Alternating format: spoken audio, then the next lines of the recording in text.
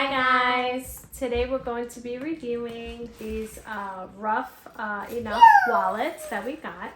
I got blue one and a black one. They're really cool. Lots of pockets. They're nice and rugged, waterproof, which is great. You've got a pocket on the outside. Then you've got more pockets, zippered pockets on the inside. Another one, a big one here to put the money in. More like, you know, see-through for the cards. Other ones right here for IDs. They're really great. Definitely well made.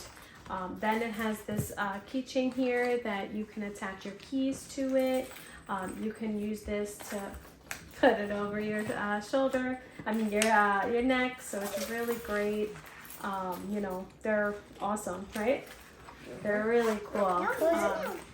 They're very nice. So you can, you know, hands free, so it's really cool. You can also do it on your wrist if you want, you know, depending, like if you're going hiking or something. These are definitely nice to have. The kids love it.